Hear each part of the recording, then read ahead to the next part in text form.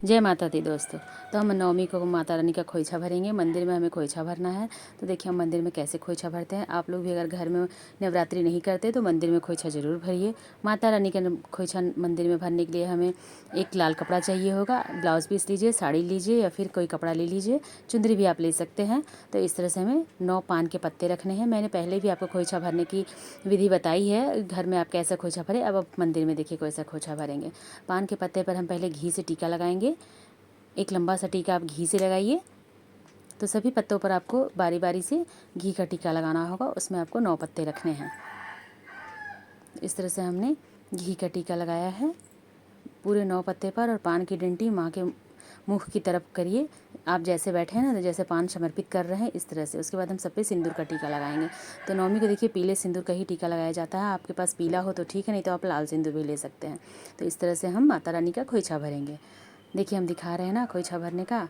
तो इस तरह से हम माता रानी का खोइछा भरेंगे। आपके पास जो भी सामग्री हो वो आप ले सकते हैं। ऐसा कोई ज़रूरी नहीं है कि ये सामान होना ज़रूरी है, वो ज़रूरी है। हाँ, कुछ चीज़ें ज़रूरी होती है, जैसे कोई भी चुंदरी कपड़ा हो, पान का पत्ता हो, जीरा हो, चावल हो, ऐसे कुछ चीज़ें ज़रूरी है। बाकी सभी चीज़ें, घी नहीं है तो केवल सिंदूर का ही टीका लगा सकते हैं। इस तरह से आप माता रानी का खोइछा भरिए। तो देखिए मंदिर में काफ़ी भीड़ है, सभी लोग हम लोग बैठ के खोइछा भर रहे हैं माता रानी का। इस तरह से हमें माता रानी का खोइछा भरना। फिर हम माता रानी के चरण धो रहे हैं। कुछ चीज़ें आगे पीछे हो जाती है, मंदिर में उतनी नियम से नहीं कर पाते हैं ना, तो आगे पीछे खोइछा भराने का हो जाता है आगे। तो आपको जैसे समझ में आए वैसे भरिए। तो इस तरह से आप सभी चावल पत्ते पर चावल रखिए। तो कि इस तरह से अच्छे से हमें सभी पर रखने हैं पत्ते पर। इस तरह से आपको माता रानी का खोइछा भरना है। देखिए हर जगह का अलग अलग नियम है, हर क्षेत्र का अलग नियम होता है। आपके यहाँ कैसा नियम है कमेंट करके ज़रूर बताइएगा। आप कैसे माता रानी का खोइछा भरते हैं तो कमेंट कीजिएगा। मैं जानना चाहूँगी कि आपके यहाँ कैसे खोइछा भरा जाता है। उसके बाद देखिए या तो आप 9 चूड़ी एक जगह रख दीजिए या फिर सभी पे एक एक चूड़ी चढ़ाइए। वैसे ज़्यादातर श्रृंगार की सामग्री बांधने पे तो एक ही जगह हो जाता है, तो एक ही जगह पे भी रख सकते हैं। फिर इस तरह से हमें हल्दी की गांठें रखनी होती हैं। तो 9 जगह पे आपको हल्दी की गांठ रखनी है। अगर नहीं है तो आप पीले रंग के हल्दी से पहले ही पीले रंग का चावल को रंग के लेके आइए, वो भी बहुत अच्छा रहता है। चाहे आप तो जीरा से भी खोइछा भर सकते हैं। उसके बाद हमें सब पे एक एक लौंग और इलायची देना होता है। लौंग और इलायची ज़रूरी है, आप चाहे एक दीजिए या फिर सभी पे अलग अलग दीजिए, आपकी मर्जी। इस तरह से आपको हर एक पत्ते पर रखना होगा। हर सुहागिन औरतें माता रानी का खोइछा ज़रूर भरती हैं। तो आप भी इस तरह से मंदिर में जाकर माता रानी का खोइछा भरिए नवमी को। अष्टमी नवमी सब जगह अलग अलग दिन है। कहीं अष्टमी को भरा जाता है, कहीं नवमी को भरा जाता है, कन्या पूजन से जस्ट पहले भरा जाता है। तो इस तरह से हमें खोइछा भरना होता है। फिर हम एक एक करके सभी सामग्री को चढ़ाएंगे। जो आप लेके आए हैं वो सभी सामग्री हमें खोइछा भरने में देना होता है।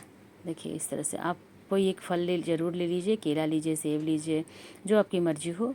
या फिर आप ठेकुआ से भी भर सकते हैं, पूड़ी से भी भर सकते हैं।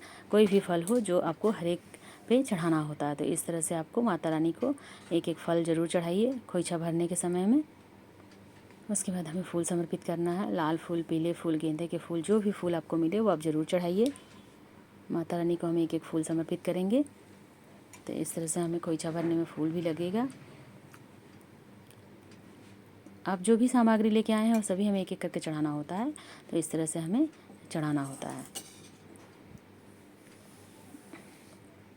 इस तरह से आप जो भी सामान लाए हैं वो सब आप एक एक करके चढ़ा दीजिए। सुपारी हो, निमंत्रण देने हो, जो भी सुपारी है। देखिए हमें एक मीठा हमें ज़रूर रखना होता है। तो इस तरह से आप एक मिठाई ज़रूर रखिए, क्योंकि जो माता का ये है ना बजरंग बली होते हैं जो साथ में, उनके लिए एक मिठाई आप लड्डू हो सके तो लीजिए, या फिर कोई भी एक मिठाई ज़रूर लीजिए। जो श्रृंगार की सामग्री लाए हैं उससे अच्छे से माता का श्रृंगार कीजिए। सभी पे आप एक एक बिंदी, सिंदूर, आलता, इस टाइप का जो है आप जैसे माता को श्रृंगार कर रहे हैं इस तरह से आप लगाइए। तो देखिए हमने सबको एक एक करके लगाया है। इस तरह से आपको माता का श्रृंगार करना है। इसे आप खोइछा भरिए। खोइछा भरने का सामग्री कम ज़्यादा हो कोई बात नहीं है, भाव की कमी नहीं होनी चाहिए। माता रानी केवल भाव की भूखी है, जो प्रेम से उन्हें कहीं से भी बुलाता है। कम सामग्री हो या फिर आपके पास समय की कमी हो तो भी कोई बात नहीं है, बस भाव पूरा होना चाहिए। उसके बाद आप दक्षिणा ज़रूर रखें। दक्षिणा कुछ भी रखिए, ऐसा कोई नहीं है कि दक्षिणा 100-50 ही रखना। जितनी आपकी श्रद्धा हो उतनी आप रखिए, और दक्षिणा आप ज़रूर रखिए, क्योंकि दक्षिणा जो भी आपकी पूजा में कमी है उसको पूरा करते हैं। तो देखिए इस तरह से आपको दाहिने तरफ से उठाना है। हमेशा दाहिने वाला कोन पहले पकड़ें और उसे बांधें। तो दाहिना कोन पहले पकड़ना है आपको और इस तरह से अच्छे से टाइट से आप उसको बांध दीजिए। जैसे किसी की विदाई में हम उनको देते हैं ना खाने की कुछ सामान, तो इस तरह से माता रानी का विदाई होता है नवमी को, तो हमें इस तरह से उन्हें खोइछा भर के देना होता है। तो इस तरह से आप खोइछा भरें और माता रानी की चौकी पर आप ले जाके रख दें।